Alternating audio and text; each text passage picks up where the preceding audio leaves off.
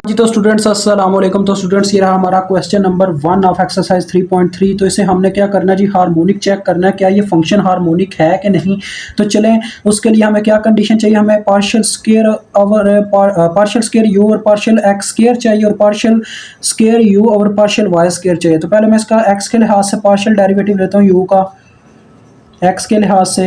तो ये क्या आ जाएगा जी, ये 1 आ जाएगा क्योंकि पार्शियल एक्स और पार्शियल एक्स 1 होता है। जब इसका मैं दोबारा से डेरिवेटिव लूंगा इसको स्क्वायर बनाने के लिए, तो ये हो जाएगा पार्शियल स्क्वायर यू और पार्शियल एक्स स्क्वायर। तो इसका 1 का डेरिवेटिव क्या आएगा एक्स के लिहाज से, फिर से 0 आ जाएगा।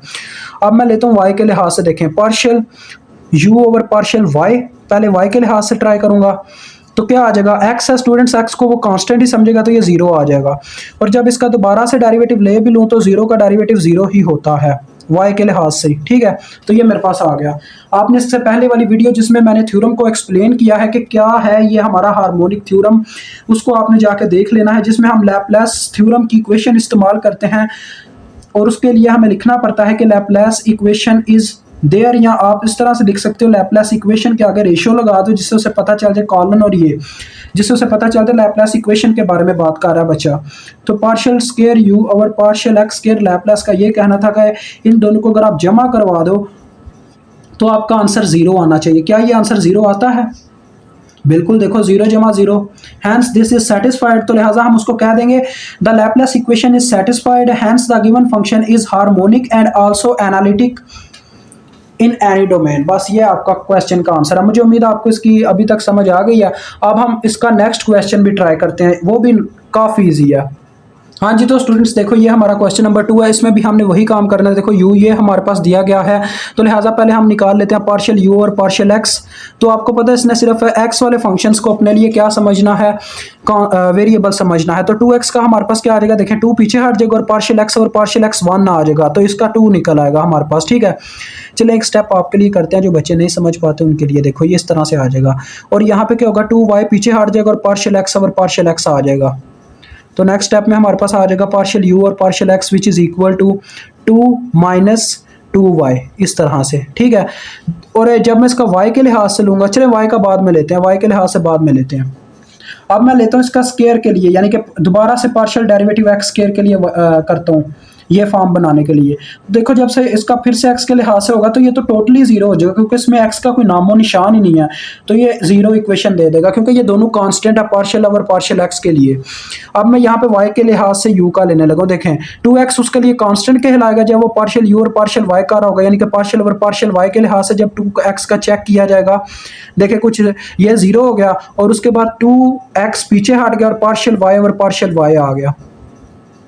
तो हमारे पास आ गया जी अपना पार्शियल यू और पार्शियल वाई किसके बराबर जी, -2x के।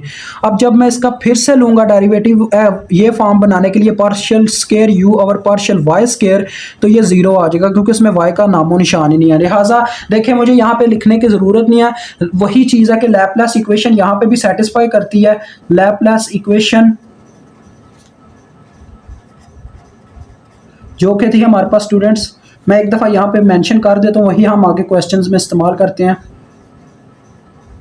अब देखो ये दोनों सेटिस्फाई कर रही हैं ना, क्योंकि हमारे पास दोनों का आंसर मिलाने के बाद क्या आ रहा है, इज इक्वल टू 0 आ रहा है, 0 जमा 0 0। आगे नेक्स्ट क्वेश्चन ट्राई करते हैं, अपना क्वेश्चन नंबर 3। हाँ तो स्टूडेंट्स आप देख सकते हो ये हमारे पास क्वेश्चन नंबर 3 है। इसमें भी हमें पहले क्या चाहिए, पार्शियल स्क्वायर यू और पार्शियल एक्स स्क्वायर चाहिए। तो पहले मैं यू का एक्स के लिहाज से एक दफ़ा लेता हूँ, ये मेरे पास डेरिवेटिव आ गया। तो देखें एक्स स्क्वायर के ऊपर ही अवेलेबल मतलब कि अप्लाई होना है, वाई स्क्वायर का तो 0 आ जाना क्योंकि ये इसको कांस्टेंट ही समझेगा। तो ये आ जाएगा, देखो इसका क्या आएगा, पावर रूल लगेगा, 2 पहले पीछे आएगा और पावर में से एक माइनस, तो ये आ जाएगा एक्स की पावर 2 - 1 जो कि एक्स ही निकलेगा, तो लिहाजा 2x आ गया। अब दोबारा से जब हम इसका लेंगे पार्शियल डेरिवेटिव एक्स के लिहाज से, तो आ जाएगा पार्शियल स्क्वायर यू और पार्शियल एक्स स्क्वायर, ठीक है। एक्स के लिहाज से जब दोबारा लिया तो मेरे पास आप देखें क्या होगा जी, 2 पीछे हट जाएगा और पार्शियल एक्स और पार्शियल एक्स आ जाएगा जो कि 1 आ जाएगा, तो लिहाजा ये 2 × 1 2 आ जाएगा। अब y के लिहाज से लेते हैं partial u over partial y। तो देखें स्टूडेंट्स अब क्या होने वाला है, एक्स स्क्वायर का तो 0 आ जाएगा क्योंकि एक्स इसके लिए क्या होगा, एक कांस्टेंट होगा। 0 माइनस आगे y के ऊपर जब पार्शियल डेरिवेटिव अप्लाई होगा तो माइनस भी साथ में होगा और इसके ऊपर लगेगा पावर रूल। तो 2 पहले पीछे आ जाएगा और पावर में से एक माइनस, तो 2y ही हो जाएगा ये भी। तो अब इसका जब हम डेरिवेटिव लेंगे तो स्टूडेंट्स देखें ये क्या आ रहा है मेरे पास, पार्शियल अब ये स्केयर की फॉर्म में हो चुका जगह। जब मैं इसका फिर से पार्शियल और पार्शियल वाई लूँगा तो वाई के लिहाज से क्या होगा जी, -2 पीछे हो जाएगा और पार्शियल वाई 1 आ जाएगा। तो ये हमारे पास आ गए दोनों। अब देखें लैपलेस की इक्वेशन क्या सेटिस्फाई हो रही है, 2 - 2 0 आ रहा है। देखो कैसे, ये 2 है और इसमें से -2 ये 0, बस इतना सा काम है स्टूडेंट्स। मुझे उम्मीद है आपको समझ आ गई होगी। अल्लाह हाफिज़, अस्सलाम वालेकुम। इंशाल्लाह नेक्स्ट क्वेश्चंस हम नेक्स्ट वीडियोस में करेंगे।